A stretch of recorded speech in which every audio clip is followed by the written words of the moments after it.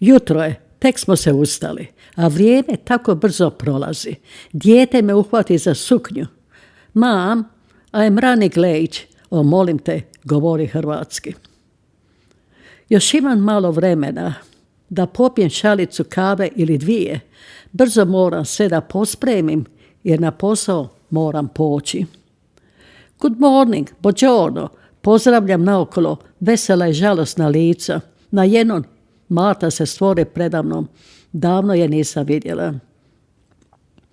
Vesele čudi pripovijeda o putovanju, o domovini koju je pohodila, kako je bilo lijepo, kako je sa svima naški popričala. Bila u domovini, govorila naški, tražim odgovor na njezinu licu. Srce mi se sledi jer sam mislila, poznajem tu Hrvaticu. Vraćam se kući, u vlaku gužva. Nekome stanem na nogu. Sorry. Htjela sam reći oprostite, ali ne razumiju hrvatski. I sjetim se Mate i onoga naški. Pa nije takva jedina ona.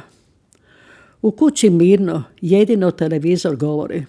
Engleski, hrvatski, nikoga ne zanima. Umoran suprug ode u krevet, ja ostadoh s djetetom sama.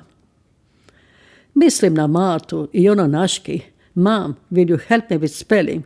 O, molim te, govori hrvatski.